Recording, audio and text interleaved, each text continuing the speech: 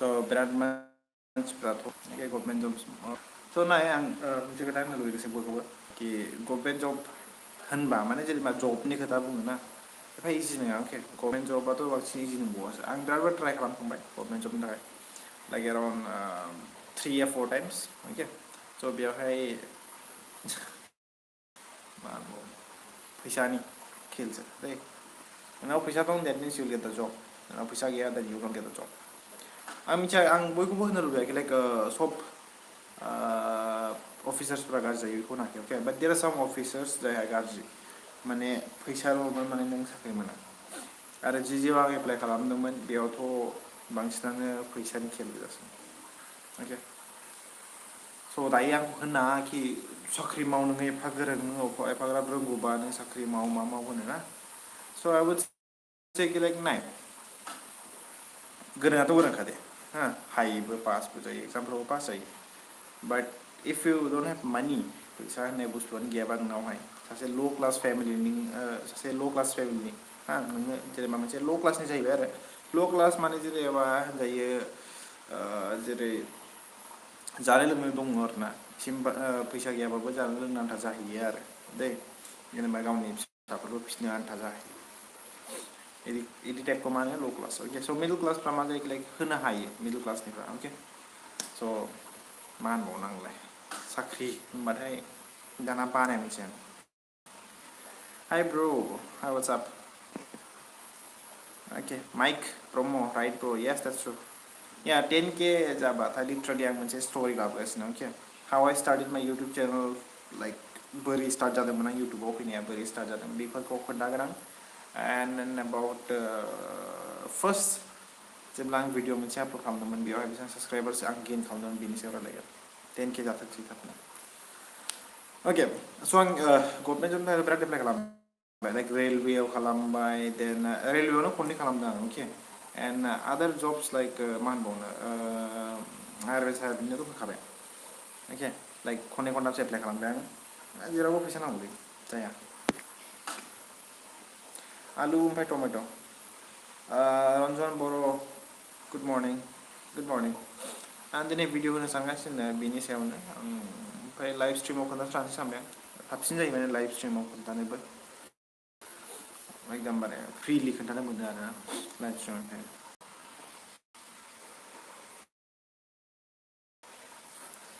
खालामफेरखो जेनेबाहाय जबनि थाखाय फैसा बिजानाय साबेसे दङ एसे खोन्था एसे माने नोंसोरजों कानेक्ट जानो हानायनि थाखाय गांजेमा बर' हेल' ब्र' आइ एम ए बिग फेन लाभ इउ लाइक भेरि माच good morning good night big बुल फिसौ मानो इदि होनखोलै फिसौ Okay, I have a question, okay, to every one of you. आं क्वेश्चन मोनसे सोंनो लुबैयो कि नोंसोरबो सोरबा सासेखौ ट्राइ खालामदों खोमा okay?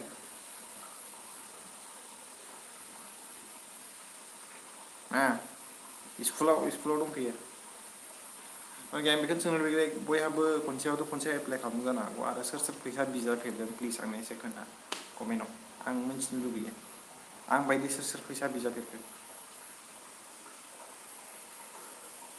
लाइक 3 lakhs होनबा साख्रिखौ मोनगोन माबाफोरखो 5 lakhs 15 lakhs साख्रि मोनगोन होननानै सोर जाफेरनाय ब्र' मान आइकिउ 4000 मानसिफोरखौ 1 year वार्केसन 1 year कमप्लिट खालामनांगौ नामा औ अके HB studio yes 1 year complete खालामनांगौ इन 12 months कमप्लिट खालामथारनांगौ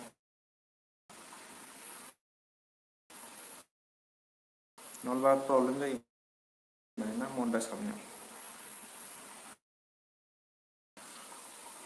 खोन्थादो मा जाखो रावबो खोन्थाया नामा रावबो एक्सपिरियेन्स खालामाखै नामा ना रावबो डेन्जार जाबाथाय फैसा गाराखै जब मोनबाय वाव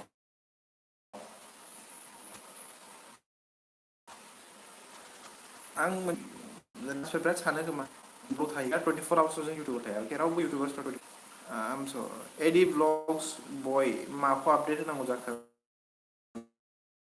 नोंलाय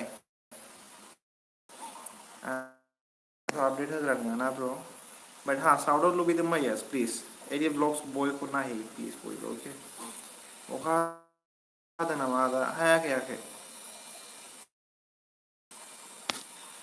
ट्रू यार कमप्लेन खालामनांगौ बाट मा खालाम मा होनबाव प्रुफ थाथारनांगौ ना प्रुफ गैयाबा जाया ना इदियाव कमप्लेन खालामनोबो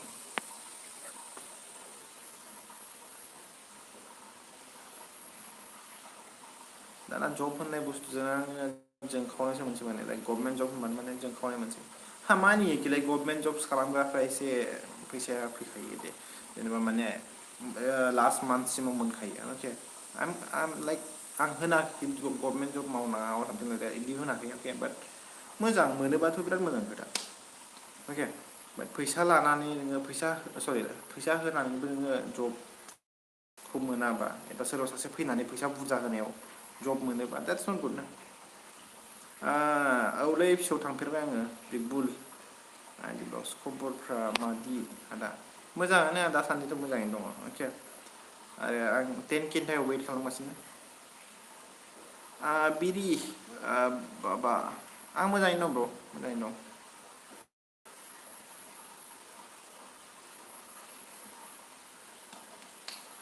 ओके स' रावबो दा सोंथों बे खोथाखौ आंनावहाय दायो कि लाइक जब माव इउटुब खालामनाङा मा खालामना होननानै हेन थाखाय आं मोनसे खोथा बुंनो लुबैयो like I am a teacher okay आं सासे माने प्राइभेट टिचार स' आंबो जब मावो आंनि फ्रि टाइमआव माने आं भिडिअ होयो अके आं जेब्ला फ्रि नङा जि दिनखालि आंनि भिडिअ मोननाय नङाना लाइक साननै सानथाम मोनाबा सानना लाखादो कि आं बिजि अके बिदि आरो so' I am a teacher out of YouTube I am a teacher okay जेब्ला आधा घन्टा एबा 1 घन्टानि फ्रि टाइम मोनबासो आं भिडिअ बानायो नङाबा आं बानाया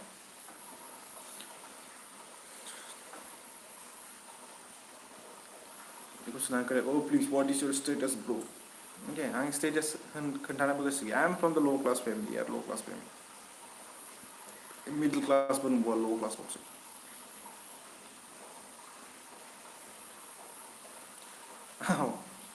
लाइक एरि ब्लग बय क्लास बेसेनि दा मिन्स बुजियासै आं नों आंनि क्लासखौ सोंखो ना स्टुडेन्टसफोरनि क्लासखौ सोंखो आं बेखौसो बुजियासै खोथा सों आरो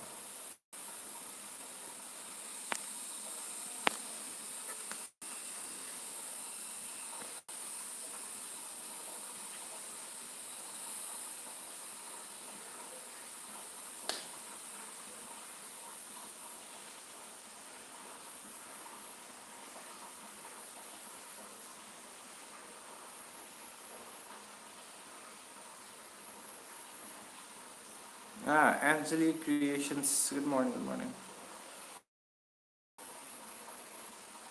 एडि ब्लग्स बेस्ट क्लास बेसेसिमखौ फोरोङो आं 10 सिम हायो क्लास 10 सिम बरिया फोरोङो What is your real name, bro? X Factory, my real name is Suresh Nazari. I'm Suresh Nazari, my real name. Okay. What is this? Wild Rift SK. Bro, what's up? What's up, bro? What's up? Bodo Extra. Hi, bro. Mabre dong. Mozain dong, bro. Okay. G Bodo Bro.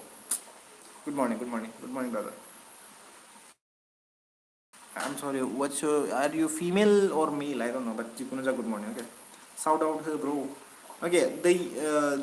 The may forever ko thangna support kalami please. Okay. Thangna support kalami. Mozang content mana itu support kalami. Mozang content mana ke I'm sorry. Okay. Man bang support kalama jai ham mozang content banaya. Mozang content mana ke bang na all support. Okay. Thank you, mama, bro. Pinaya. Actually, thank you. Okay, extra copy. Nah, thank you. Bina like government job ni saya sebut nulis. Ang mabidi experience feel kalam peke ang beri mana government job ni saya hai. Bika gue saya kenal lebih. So ang kabai ki like government jobs mana tak kena gerling. Okay. Nengi qualification haba ber. Nengi neng habai bede pass beja jubai. Sob kalam dina habai nengi. But one thing is that there should be money. Paisa thar nang. Paisa gaya barang sakri mana. Ara जोंनि बर'फ्राव most बर'फ्रानो माने एसे ल' class farmer गोजा cultivator गोजा सब माने farming खालामजोबो बांसिनानो अके स' बेयावहाय माने मा जायो जेनेबा मोनसे खोथा सोंबाय कि जोंनो 4 लाख नांगौ 5 लाख नांगौ बबेनिफ्राय बख'नगोन बिदि जायो माने हा फाननानै होनांगौ जायो जबनि थाखाय इदि नुदों आं बिराद नुबोबाय माने ओंखायनो माने दायो आं गभर्नमेन्ट जबखौ सानो लाइक दखानाव मोननाय बुस्थु बायदिसो मोनसे आं दाम हो नों मोनगोन जबखौ दाम गैया नों मोना इदि टाइप मोनो नोंनावहाय फैसा होननाय बुस्थु गैयाबा नों जब मोना दखानाव जेरै फैसा गैयाबा नों माल मोना बिदि टाइप जाहैबाय ब्र' दा बिटिआरआव SSC साख्रि होदों मा सानो ब्र मोजां खोथा BTR आव मोनगासिनोबाथ' बिराद मोजां खोथा आरो फैसाफोर लायाबाथ' बिराद मोजां खोथा ओके आं बेखौनो लुबैग्रा बर'नि जायगाखा गावनि जायगा बर' हारिनि जायगा स' लाइक जोंहा बर'नि जायगा नालाय आं बेखौनो लुबैग्रा लाइक फ्रियाव जानांगौ फैसा सैसा लानाङा गावसिनि जि फिजिकेल टेस्टआनो जा जिखुनु टेस्टआनो जा ना सब अके गोजाबा फर लाइक कलेज लिटारनि थाखाय माने फैसा सैसा लानाङा बेखौ लुबैयो आरो जेरै आं लाजादोंथ' नङाखै बाट आंखौ बिजादों आरो आं बिजादों आरो ना बिदि फैसा बिजानायखाय आं मिथियो आरो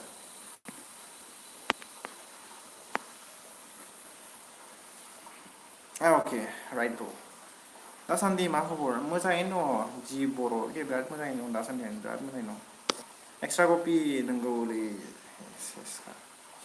मा होनबावनो आजिखालिथ' बे घुसनि अनगा जेबो सोलिलाथ' जों लाइक फैसा दंबा नोङो साख्रि मोनगोन फैसा गैया मिन्स साख्रि गैया आरो बिराद खम दं मोजां अफिसार्सफोरा बिराद खम दं जायहा माने फैसा गैया फैसा होआबाबो जब मोनग्रा बिराद खम दं आरो अके एडि ब्लग बय आं इंलिस ग्रामार लायो सरि इंलिस ग्रामार इंलिस लायो एन्ड साइन्सबो लायो आंनो एनभाइरनमेन्ट EVSबो सलियो अके एक्सेप्ट हिन्दी एन्ड मेथ्स बे मोननै आंनि थाखाय सलियो आं लिटारेलि माने आं रोंखाया माने आं गोसोआनो जाखाया माने सोलोंनोबो बे हिन्दी ओमफ्राय मेथ्सखौ आं मेथ्सखौलाय हायो बाट वान थिं इज देट खर' गरम जायो माने मेथ्सआव ओंखायनो आं मेथ्सखौ फोरोङा other subjects all okay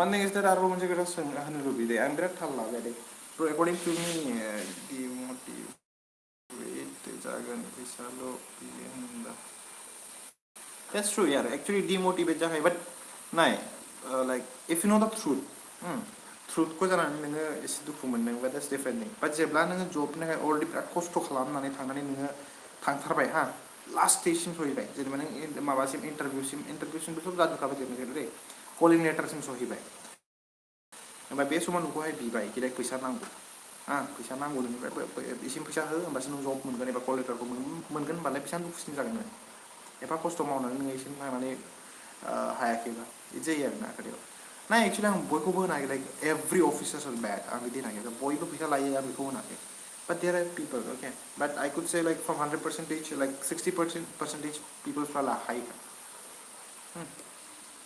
40%ल' मोजां थायो आदायालाय बेसेसिम फरायनाय आं सेकेन्ड इयारसिम ब्र अके एडि ब्लग बय आं सेकेन्ड इयारसिम फरायनाय आं एफा दुगा होनो आं डिग्री माने बिदि होनो गोसो गैया अके आं बेसेबां फरायनाय बिसिम फरायनाय एन्ड एजुकेसना माखाय नोंनि आन्डारस्टेन्डिंआसो मेन थिं अके नोंनि लजिकेल थिंकिंस नोंनि क्रिटिकेल थिंकिंसासो मेन थिं एजुकेसना मा बिराद मानसिफोर फरायनाय दं BA दं माबा MA फरायलाबायनाय दं but they don't think like they only think in basic levels बिदिनोसो जायाना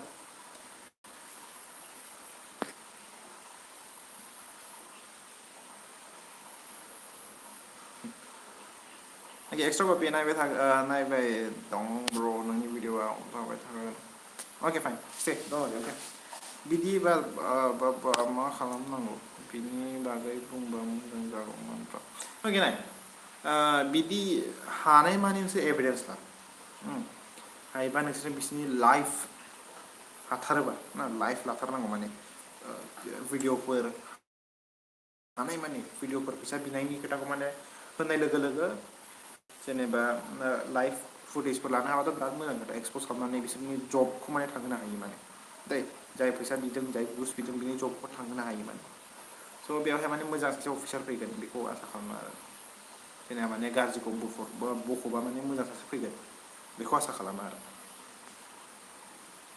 आं सरि आरो मालाबा माने बर' एसे इसु जायो अके आंहा आन्दायो अके what is the process if they demand money with have to do please explain okay you say okay when they ask money you how much you can you just try to take an evidence okay from the person who is like asking money if you have if you have video clip then that's much better if you have video clips that's much better That means I should think like when you expose that guy who is asking the money, okay, so in replace of that, someone good will come, okay, like that. नंगौ दा थारैनो औ ब्र नोंखागौ ब्र ओमफ्राय experience मोनखानाय आं बेफोरखौ जब सब ट्राय खालामजोब्बायना एकदम माबासिम थांथारदों कल लेटारसिम थांथारदोंमोन आं बिराद बिदि जाबाय दं SB and lifestyle. I love watching your videos, bro. I know. You do watch my videos, okay? You don't? Why don't you expose, bro? No, actually, like I could expose, but I'm not. I'm now. I'm not in ground reporting. Okay, I'm not doing ground reporting right now. I'm in this internet only in YouTube. So I'm doing my best to just make the community, the Boro community, clean YouTube community, okay? So the young ground reporting kalam to akai, ang itu kalam na receive lagi. Ay share jam ba mende iperkurun tanam na ki pisa biba jeng expose kalam. Bisma influencer nung bawa man video ko na bawa man YouTube. MBBS ni takai bisibang marks la nanggo bro. Ang before baru research kalam bro, okay? MBBS ni bisa mark la nanggo mana bro. But maybe around maybe maybe I'm not sure, maybe 70 I think or 69 something like that maybe. Next time 9.37 subscribe bro nang congrats to you bro na kai pila thalang ba. It's okay bro, it's okay. Figan last in figan last. Ang bunay bra last in figan na bro last in grow kham. Okay. Don't worry about it. Yeah, don't worry about it. Last in grow ja khai. Ang sana nang expose khalam bai price motivates. No, actually, I'm just going to say there are many people. So yeah, jaya gitu YouTubers jaya nagirin, nagi labi. Anto dah ima kaya toxic lo binipay karena lobi. Eba ji YouTube community dong na, binipay mana garji post lo karena lobi. But one thing is that sera berantem dengan boroka ground reporting kalam. Macam ground, thang mana ground report kalam thar. So bisaru lobi mana. Journalist dong जो ना है मेला journalist dong reporters dong यार बिसर खालाम ना मुझे बिफर माने ऐसे political line थांगे माने okay so हम बिहार माने अब जर्नल जैसे गया है political line but हाँ there are many journalists आर बिसर को लोग भी कि लगे यार इसे थाना expose खालाम मुझे सांग माने बिफर को proof dong बात ना ada English sir ने को मुझे कहना है sir अबे यार को sir ना please edit vlog okay edit vlog boy don't call me sir I paragraph मापा नंगा degree का मंच पे नंगा okay I'm just a friend. You can call me as a friend or brother. Ang ado solo se. Kya ho na solo se. Da yo na solo se school nong dia per kasi. Ang lain naam ko bung thora. Okay. Sidan go yari. Hi ada. Hi. What's up bro? What's up? Any more questions you can ask me please. Or if you have experienced anything, okay? Nang jane ba. Sabi siya government sa kanya try kalam फिर में रखा था like siya. Pero वो कंटे हमारे. दे sabi siya try kalam फिर कर government sa kanya. Tima Gaming, good morning Ada. Good morning. Love you all. Love you so much. Okay, thank you so much. How are you brother? I'm good. I'm very good.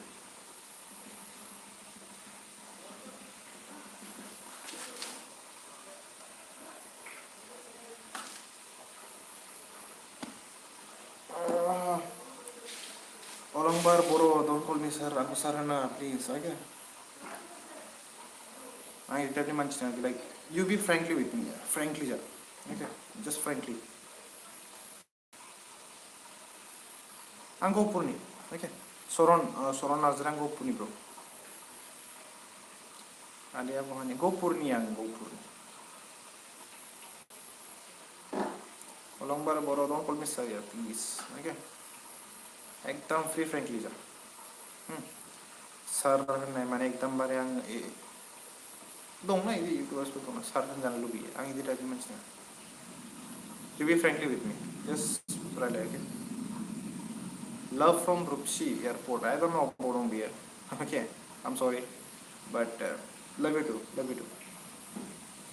Okay आं बेखौ सोंनो लुबैयो बय दं like government साख्रि सोर try खालामफेरखो आरो सोर जाफेरखो प्लिज यार बुंना खोन्था आंनो बे एक्सपिरियेन्स खोन्थानोसै ओके मा खबर आदा Anima nursery मोजाङैनो दं आं okay मोजाङैनो दं आं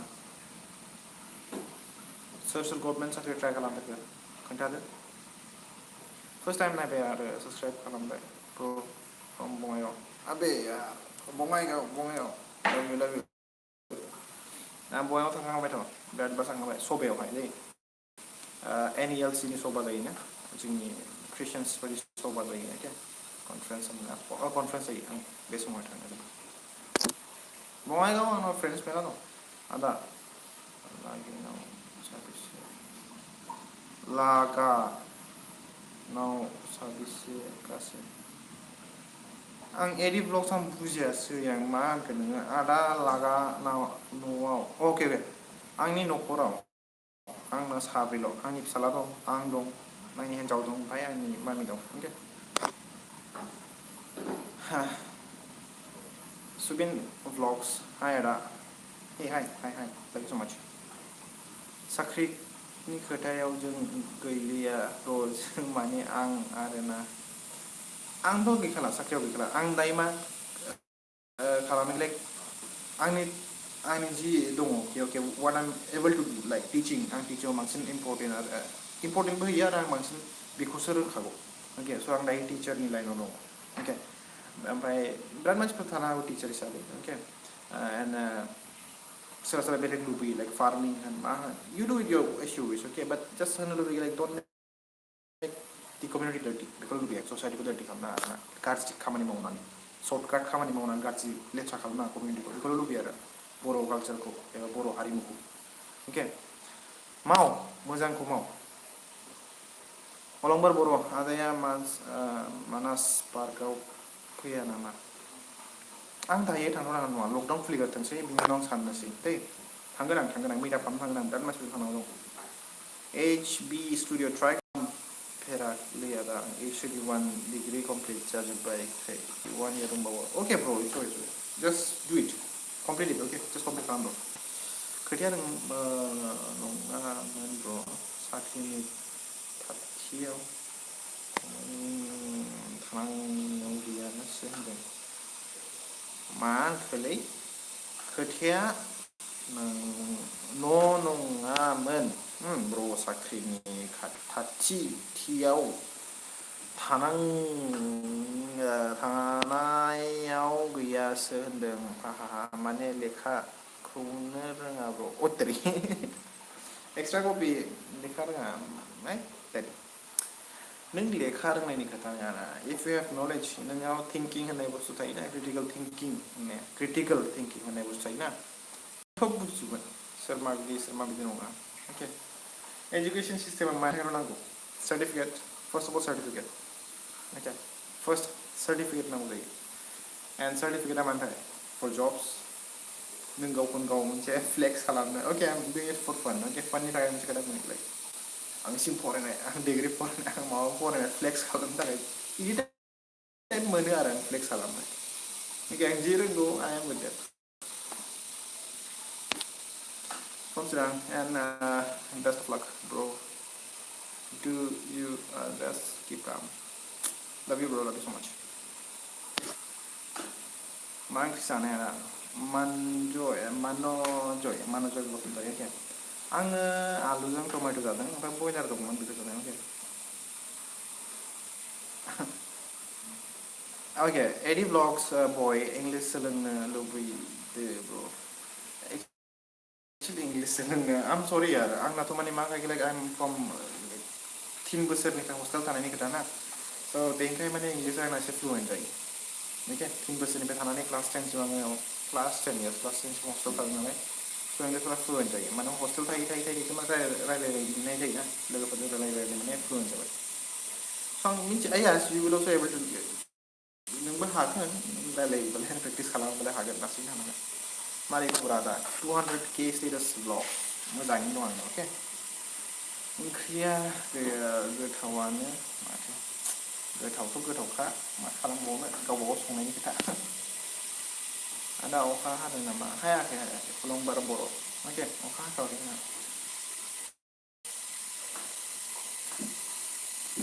आंना बिराद मानसिफ्रा दायो गभर्नमेन्ट जब ट्राइ खालामगासिनो आं जेबो इसु लाइक आं होनो लुबैयो लाइक जेब्ला नोंसोर फैसाफोर बिलायोबा प्लिज थांनानै हानाय मानि नोंसोर एभिडेन्स ला कमप्लेन खालामै खाथि पुलिसाव अके ताकि मोजां सासे अफिसार फैयो बेखौनो लुबैयो डिमटिभेट जानाङा कि गभर्नमेन्ट जबखौ माने सानफ्रामबो फैसा लायो बिदि नङा अके आं होननो लुबैयो सबबो लाजोबा बयबो लाजोबा there are few means like I would say most होनजायो मोजाङा बिराद खममोन दै डिग्री कमप्लिट जानायनि उनाव मा कर्स लाबा टिचारनि थाखाय एसे इजि जागोन ओके HB स्टुडिअ नों टिचिं खालामनो गोसो ओके फार्स्ट अफ अल नोंनि इन्ट्रेस्टखौ बुजियो नों मायाव interest okay there are many streams like many streams photography streams दङ माने आदार थिं लाइक एनिमेसननि दङ ग्राफिक डिजाइनार दङ मेरला दं माने मेरला स्ट्रिम दं माइक लायाखै नामाथ' दावराव माइक लायाखै जेबो नङा एडजास्ट खालामना लादो अके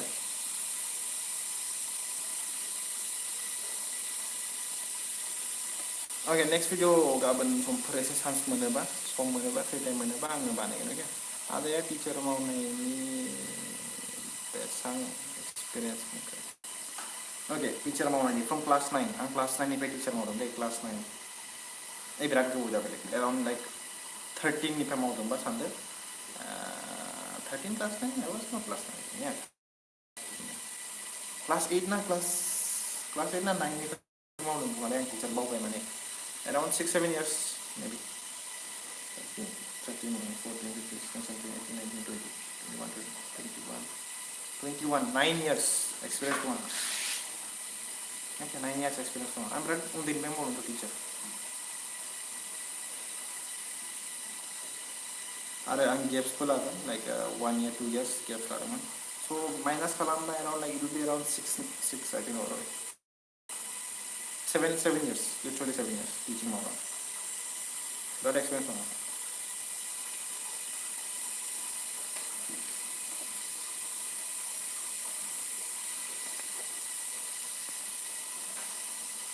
टिचार जानायाबो मोजाङानो ओमफ्राय टिचाराबो एफा गाज्रि नङा मोजां बिराद मोजां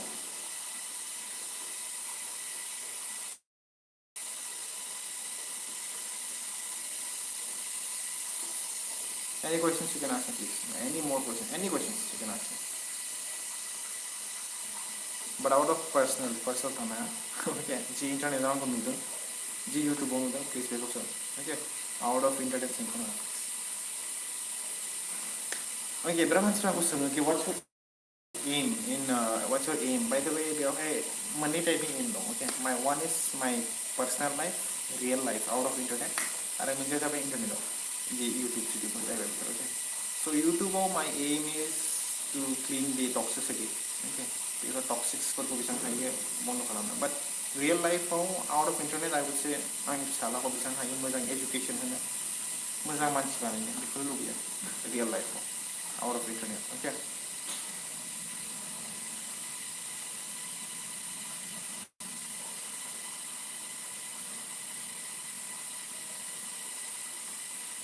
ang gaban ni video itu tanggasan kaman like mahal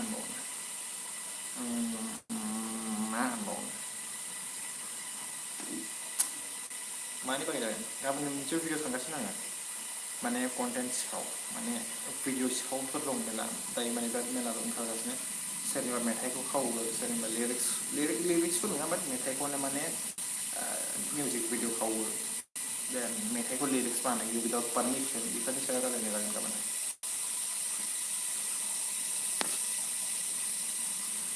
oh edit vlog voice YouTube video foto kan kamu hai na anak hai minggu sudah ya YouTube video baru kamu hai itu ese karena ini so bisa bukan hadir namu ada jadi oleh ese karena tanah mobil ada কিন্তু YouTube baru tanya sih last sih jadi কিন্তু Facebook udah berapa ya Facebook sosial media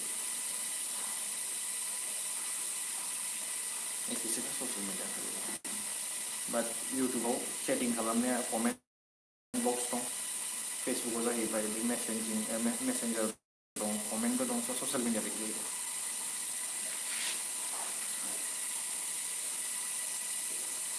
okay आं बारा गोलाव खालामनो गोसो गैया आं एकदमबारे सर्ट आं भिडिअ बानायबाबो बेनि सायाव बे गभर्नमेन्ट जब्सनि सायाव एबा आंनि एक्सपिरियेन्स शेयार खालामबाबो बे एराउन्ड लाइक 3 मिनिट्स या 4 मिनिट्स जाहैगोन आं बांद्राय गोलाव लाइक 19, 30, 40 बिदि माने मोनसे भिडिअ बानायनोसै लाइभ स्ट्रिमाव खालामो 30 मिनिट्स बिदि खालामो 20 जन भिउसफोरना खोन्थाना हरदो 20 जन भिउसफोरना खोन्थाना हरदो आंनि चेनेलनि ओके आं बयखौबो होनो बेयो एक्सट्रा कपि सासे दङ ओके सासे इउटुबार माने लाइक निउस आपडेट होग्रा ओके बिराद मोजां बेयो रावनिबो साइड लाया ओके रावनिबो माने बे कन्ट्रभार्सि जादों स' बेखौहाय बे टाइपनि नङा माने माने कन्ट्रभार्सि जादोंबा बेखौ आपडेट खालामना होग्रा आरो बिराद चेनेल्सफोरखौ आपडेट खालामना होयो थाना बेखौ सापर्ट खालामो बेबो माने बिराद मानसिफोरखौ सापर्ट खालामो ओके एक्सट्रा कपिया EXTR extra COPY copy okay बे माने बिराद मानसिखौ सापर्टबो खालामो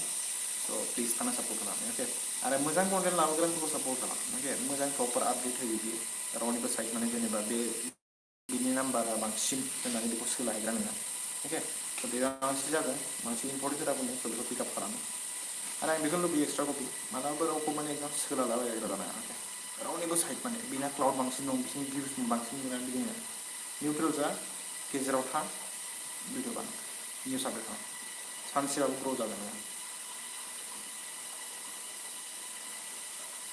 जेबो जाया एडि ब्लग्स शेयार खालामबा जेबो इशु जाया